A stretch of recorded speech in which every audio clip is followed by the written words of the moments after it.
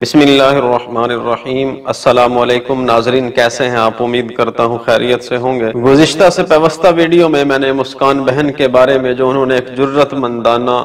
ایک مظاہرہ کیا تھا ہندوؤں کے سامنے، ہندو لڑکوں کے سامنے کالج کے اندر، وہ ویڈیو وائرل ہوئی تھی، اس کے بارے میں چند باتیں عرض کی تھیں، اسی سے ریلیٹڈ یہ ویڈیو ہے۔ اگر کسی نے وہ ویڈیو نہیں دیکھی تو لنک ڈسکرپشن میں دے دیا گیا ہے، وہ بھی دیکھ لیں اور یہ بھی دیکھیں، انشاءاللہ اس سے بھی بہت فائدہ ہوگا۔ اس سے پہلے گزارش کروں گا کہ ابھی تک کسی نے اگر میرا چینل سبسکرائب نہیں کیا تو وہ کر دیں اور بیل آئیکن کو دبا دیں تاکہ ہم بار بار ملتے رہیں۔ اسلام نے خواتین کو عزت و حرمت کا جو مقام بخشا ہے، اس کے تقدس کی حفاظت کے لیے جو تعلیمات دی ہیں، وہ دنیا بھر کے مذاہب اور اقوام میں ایک منفرد حیثیت کی حامل ہیں۔ اسلام نے ایک طرف عورت کی حرمت اور دوسری طرف اس کے جائز معاشرتی حقوق پورے کرنے کے لیے جو احکامات عطا فرمائے ہیں، ان کی حکمتوں کا احاطہ انسانی عقل کے ادراک سے بالاتر ہے۔ اسلام نے عورت کو گھر کی ملکہ کہا گیا ہے، اس پر فکر معاش کا بوجھ نہیں ڈالا گیا، اس کی عزت و آبرو اور تقدس کو سلامت رکھا۔ ضرورت کے مطابق عورت کو گھر سے باہر نکلنے کی بھی اجازت دی،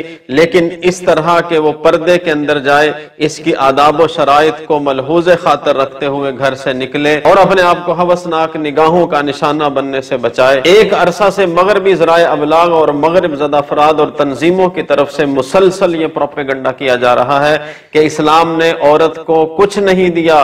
اور اسے اس کے بنیادی حقوق سے محروم کر دیا گیا، حالانکہ اس کی کوئی حقیقت نہیں ہے، بلکہ حقیقت اس کے برعکس ہے، کیونکہ عورت کو جو مقام اسلام نے دیا ہے وہ اسے کسی دوسرے مذہب نے نہیں دیا۔ جس ماحول میں معاشرے کی پاکیزگی کی کوئی اہمیت نہ ہو اور جہاں عفت و عصمت کی بجائے حیا سوزی کو مقصود سمجھا جاتا ہو، ظاہر ہے وہاں اس تقسیم کار اور پردہ و حیا کو نہ صرف غیر ضروری بلکہ راستے کی رکاوٹ سمجھا جائے گا۔ جب مغرب میں تمام اخلاقی اقدار سے آزادی کی ہوا چلی تو مرد نے عورت کو گھر میں رکھنا اور اس کو گھر میں رہنے کو بوجھ سمجھا اور اس کو مصیبت سمجھا، اور ایک طرف تو اس کی ہوسناک طبیعت عورت سے لطف اندوز ہونا چاہتی تھی، چنانچہ اس نے ان دونوں ہی مشکلات کا مکاری اور عیاری سے جو حل نکالا، اس حل کو تحریک آزادی نسواں کا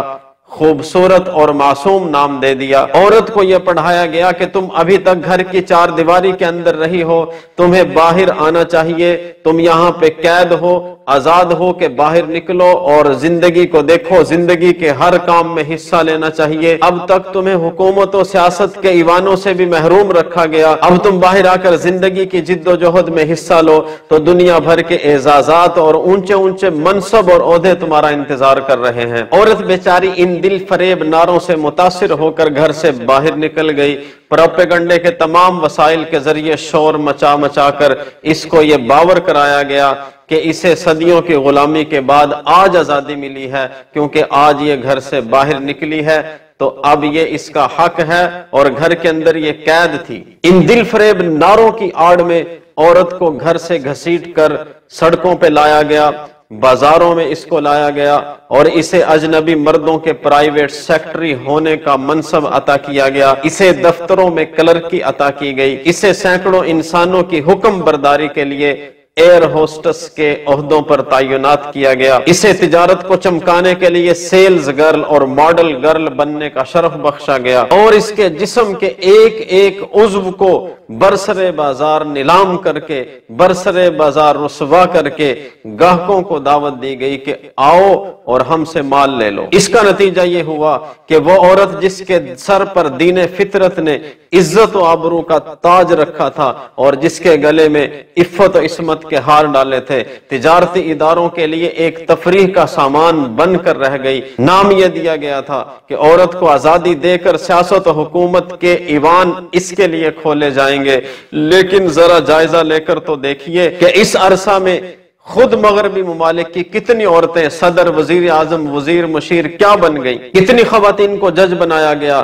کتنی عورتوں کو دوسرے بلند عہدوں پہ فائز کیا گیا، اور اعداد و شمار جمع کیے جائیں تو پتہ چلتا ہے کہ ایسی عورتوں کا تناسب جن کو وزیر یا اچھے عہدوں پہ فائز کیا گیا بمشکل چند ہے، اور وہ بھی فی لاکھ۔ ان گنی چنی عورتوں کو عہدے دینے کے نام پر باقی لاکھوں عورتوں کو جس بے دردی سے سڑکوں پہ گھسیٹا گیا اور بازاروں میں لایا گیا، وہ آزادی نسواں کے نام سے ایک المناک فراڈ ہوا ہے، اور یہ بدترین پہلو ہے تاریخ کا۔ آج وہ لوگ جو حقوق نسواں کے گن گاتے ہیں، عورت کی آزادی کو اپنا مشن سمجھتے ہیں کہ عورت کو آزادی دلوانی ہے، مردوں کے شانہ بشانہ اس کو چلانا ہے، مردوں کے ساتھ اس کو کھڑا کرنا ہے، آج ان ملکوں میں جا کے دیکھیے، یورپ اور امریکہ کی بات کر رہا ہوں، جو سب سے زیادہ اس بات کا ڈھنڈورا پیٹتے ہیں کہ اسلام نے عورت کو قید کر دیا ہے، وہاں پہ جا کے دیکھیں کہ دنیا کے جو سب سے نچلے درجے کے کام ہیں،